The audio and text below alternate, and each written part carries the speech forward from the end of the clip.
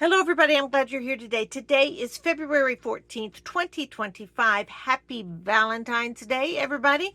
And in this video, we are going to talk about the tariffs and how they're affecting me personally. I have a little story about that. We are going to talk about my past Valentine Day experiences when I was in grade school. See if you have the same ones. And we're going to go to the ultimate Valentine in the book of Isaiah. So I'm going to read that here at the end of the video. Now, I would like to, let's see, where do we want to start? Let's start with the tariffs. All right, now on steel and aluminum. And we kind of have touched on that before. Oh, wait, before I go into tariffs and aluminum and steel, which is a little boring, actually, is how that sounds. But I would like to thank you, the rock stars of this channel. I will go to my grave saying that. Y'all are the ones that are amazing. Thank you for all of the information on the Manuka honey in the last video. If you haven't had a chance to read through the comments, you will learn something if you do. Y'all, that really not only helped me, but it encouraged me and gave me some confidence to move forward with my friend and her situation with her husband. So thank you. Thank you for taking the time. I did read all of them. So I'm not commenting and I'm not pushing my like button very many times. And that has to do with algorithms on YouTube that I've learned the hard way. So, but please know, I do read the comments. So thank you, everybody. Now, steel, aluminum, and tariffs. Here we go. Yesterday, y'all, I was, okay, let's go into the backstory a little bit. At our church, at our community church, we are in the process of considering probably going to build some sort of an airsoft gun. Ooh, I said the word. I hope I'm going to get in trouble for that. I just know I am, but here we go. Just keep going. An airsoft course outside. We have a vacant lot beside our church building, and granted, we use part of it when there's funerals and people just park. Y'all, it's grass. All right, if you live in the country, you know what I mean. You just park on the grass. All right, y'all know what I'm talking about. Those of you in the city may not, but trust me, it's no big deal. We've done it, and we know how to do it. We know how to park in rows on the grass. But anyway, and maybe you've done it at the fair. I don't know. I don't know how, but that's what we do. But anyway, we have a bigger lot than just that. And so we got our young men together. We have so many young men. Some are single, some are married, and I'm talking in their 20s and early 30s. And we're like, let's build an airsoft course. And if you haven't ever played airsoft, it's basically BBs, plastic BBs, y'all, on crack. I mean, it is like revved up a whole lot. And of course, it's a whole industry that will eat your money like a machine. I mean, you'll spend more money before you realize it. I don't. I'm observing the young men in my life and how they purchase these things. Anyway, it is a great team building activity. And that is what we are pursuing. Something to come together and bind each other as warriors for Christ. And what better way than to play on the airsoft field? So the thing is, here's the kicker. We're in a residential area, and we have to put up a fence, some kind of netting, some kind of fence. Those of you who know, you know what I'm talking about. And if you don't, just Google it or on YouTube or whatever. Let's see, airsoft fencing. It is basically a very close net, a netting or something like that. So we're in the process of pricing that. So I met with Pilo, our contractor that does it. He's just amazing. And I was like, Pilo, how much is going to cost us? I gave him the idea, the pictures, what we wanted it to look like. He went out there and measured it, talked to Caesar, the city manager. Caesar's like, I'll do what you need to do. Gave, of course, the easements. There are easements, but, that's small town. I'm sure we need to go get a permit. I don't know. It's a matter of, hey, basically I had my fence up at my house, and Caesar, who lives across the street from me, came over like, hey Gina, do you have a permit for this? I'm like, was I supposed to have a permit? And he was like, yeah, just come by the city next week and get signed you something. It's no big deal. Okay, so anyway, that's how we roll. Anyway, I was meeting with Pilo, and so he's giving me the different ideas. and how much they were going to cost, which they're expensive. And I was like, I knew it was going to be expensive, but I was like, oh, Pilo, you're killing me here. But there was a steel, one of our ideas is steel fencing and steel posts. And he just said, this is what the estimate is through his interpreter. This is what he said. This is how much it's going to cost today. But if Trump signs that tariff that's going to increase steel and aluminum 25%, that's going to up this estimate. And I'm like, well, that just, I guess it just sucks to be me. I mean, yeah, I don't know how else to put it, Pilo. And Pilo's like, yeah, I'm sorry. And I was like, I get it. I understand. Anyway, I don't know how we're going to proceed on that, but I was kind of bummed out by that. And I don't know. I understand there it is complicated is what my perception is. These tariffs, there's no easy answer, there's no painless answer.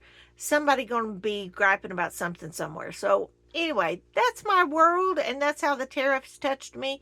We talked about the price of eggs, and the interpreter was like, I went and got eggs and 2 cartons were $17. Now I'm guessing he was getting the like 36 at a time. I really don't know. But he said, I was like, I got to take out a loan just to buy eggs. Anyway, that was an interesting tidbit. So we'll see what happens. We may go into laser tag, which is just not as fun as airsoft, y'all. It's so, I don't know. But anyway, if you have any advice or input, what should we do? And paintball is not an option. No, no paintball. Yeah, airsoft or laser tag. I mean, laser tag you can do in the building, and we've got like a huge, big building, and that would work. We wouldn't care. So anyway, what do we do? But is laser tag really even all that fun? I don't know. It seems slow. It seems slow and tired compared to airsoft, but I don't know, y'all. Anyway, that's what we're kicking around at our church, our project for the spring. So that's going down. Now then, I would like to talk about Valentine's Day. Today is our dog's birthday, Chloe. This side note. Chloe was rehomed to us, and we don't know when her birthday actually is, so we chose Valentine's Day. So I'm fixing to make her a sour cream pound cake, which is her favorite. Tell me, do y'all make your dog's birthday cakes? I know I'm not the only one in the world who does that. Now, we will not do any kind of anything beyond giving her a crumb of sour, a little bite of sour cream pound cake. She knows the cake plate, and she savvies that, and she knows when there's a cake on the counter. So and we'll just tell her it's for her, and it is her favorite, for hands down. She loves it. So gonna do that here in a little bit. Now, when I was little, and I think y'all probably did this too, even when my kids were little, we did this. You buy the Valentines. I don't know if they still do this or not. Have I seen Valentines or do you just send them? You just text them to each other. I don't know. But we used to buy the little, Valentines, and you would get a list of your classmates, all their names, and you would write in, you'd make a Valentine for everybody. And if you liked a boy, you might pick out the most romantic one for him that he might get some kind of indication. All right. So when I was in elementary school in Wichita, Kansas, we made Valentine boxes. Did y'all do that? I mean, my sister is 3 years older than me. So in her classes were quite a bit more developed in their, their boxes, and mine were pretty basic where I was in the younger grade.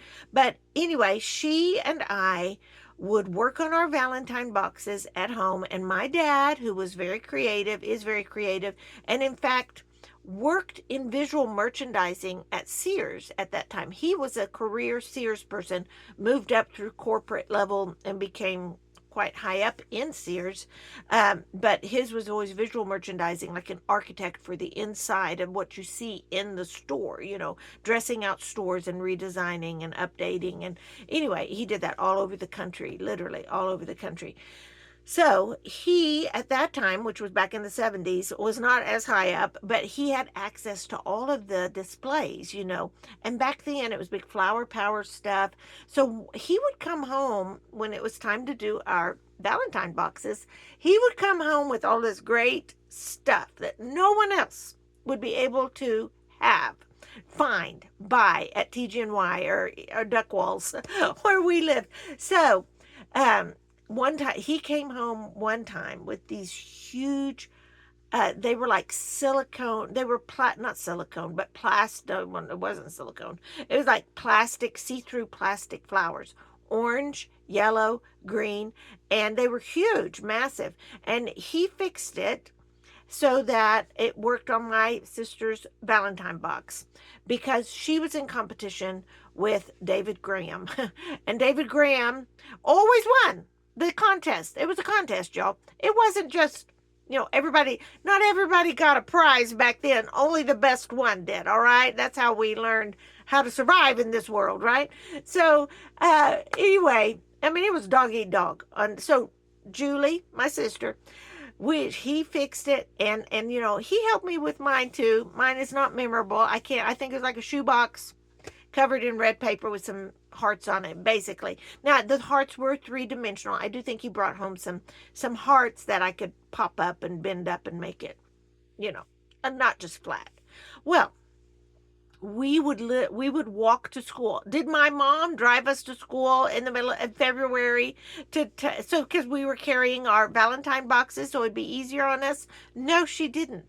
Did Cappy Tinker next door to us, that was her name, Miss Tinker, and she was Sally's mom. Did Sally's mom take us? No.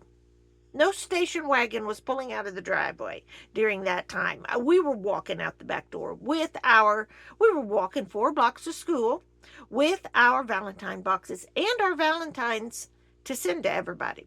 And we knew the Valentine party was going to be that afternoon, and the room mothers were going to be there, and my mother was always a room mother, and she alternated between my sister and I. One year she'd be Julie's room mother, and one year she'd be, well, that year I do think she was Julie's room mother, not mine. But that was just right down the hall. So she was here. She was right and close. My mom was like within a stone's throw away from me, which I always loved. And now she still is right across the alley. How funny. Anyway, so when it came time for the Valentine's party, it was punch and cookies. Punch and cookies was the menu. And we didn't care about food allergies or nothing. I mean, it wasn't, no one talked about peanut allergies, milk allergies, not glucose, but what's the wheat allergy? I can't remember that. Anyway, so that is just gluten intolerance. There we go. That was the thing. Well, it came time to judge the Valentine boxes, and guess what?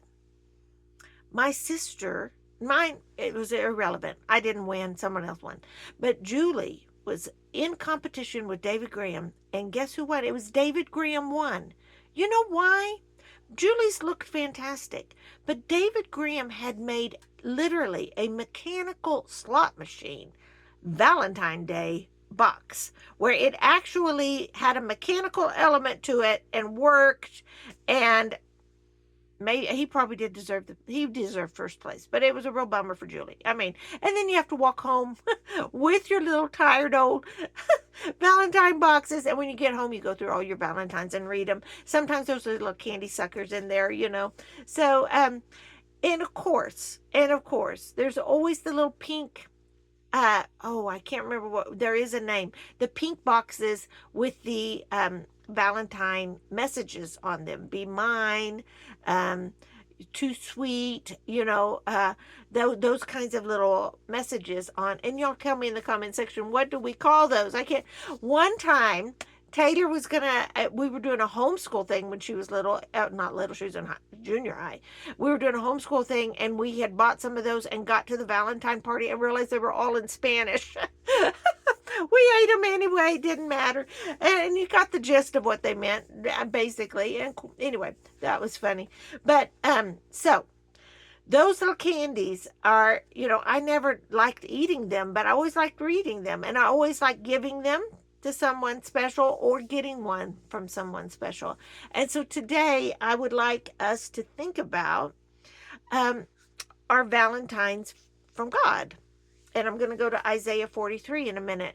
I know that Valentine's Day for some people is wonderful. And I know some people are going to get engaged to this day and on and on and on.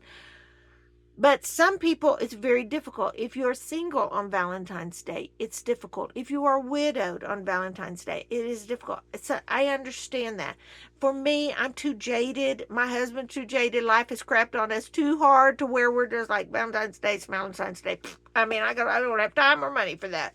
So, I mean, that sometimes you get to that point in life. So, he asked me last night, he said, are you expecting anything for Valentine's Day? And I said, no, I'm not. I don't want, no. We can't even afford a pound of butter. We don't need to be spending nothing on Valentine's Day. So anyway, that's where I'm at on Valentine's. But I do know it can be painful. And I'm not one to go, oh, Jesus is my Valentine. That's fine. You do what you need to do on that. That's not my gig. But there is for certain a love that comes from our Father, that and from Jesus, from the Spirit, from the Trinity, God. There is a love that trumps all earthly love. And no matter what kind of love we're celebrating today, we need to remember how beautiful and supreme the love of God is for us. And so I want to read this because it reminds us whose we are. All right. Isaiah 43. Let me get a drink. And I'm going to tell you a little thing I do when I always read this passage, okay? This says, but now, O Jacob, listen to the Lord who created you. I'm going to say, but now, Gina, listen to the Lord who created you. The one who formed you says, do not be afraid, for I have ransomed you. I have called you by name. You are mine. That's the Valentine. Be mine. God is saying, be mine. And here he's saying, I am his. And so are you. If you're a believer in Jesus Christ, you are his. So I'll go ahead and instead of ransomed, you can put in redeemed also. Do not be afraid, for I have redeemed you. I have called you by name. You are mine. When you go through deep waters, I will be with you. When you go through rivers of difficulty, you will not drown. When you walk through the fire of oppression, you will not be burnt up. The flames will not consume you. For I am the Lord your God, the Holy One of Israel, your Savior. Period. For I am the Lord your God, the Holy One of Israel, your Savior. And that's enough, y'all. That's enough to get through life. That's all I need. That's all I need. And I love the idea of just the picture this paints. Some of us are like, that feeling when life has the high water and you feel like you're drowning or you're burning up or whatever. I get that. I know what that feels like. And you may be there now, but remember who knows your name. You are his. You belong to his. And so I will go down to verse 5. Do not be afraid, for I am with you. I will gather you and your children from the east and the west. I will say to the north and the south, bring my sons and daughters back to Israel from the distant corners of the earth. Bring all who claim me as their God, for I have made them for my glory. It was I who created them. So just remember whose you are. When you see a be mine Valentine, that's like God asking us, be mine. It's the better way. It's the only way. I mean, once you start on that path, you'll understand it is the only way. All right, I'm going to leave that with you. I hope that was Because share your Valentine stories when you were little. Let's do that in the comment section. What do you remember for Valentine's? Did you get did you get engaged in Valentine's or married on Valentine's Day, or is it a big holiday for you? What is your fondest memory of Valentine's Day? I mean, I can hands down say elementary school, first through probably fourth, fifth grade.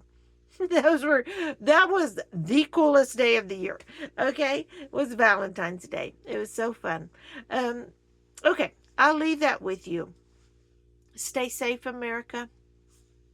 From the pantry, this is Gina Lima Charlie. I'm out.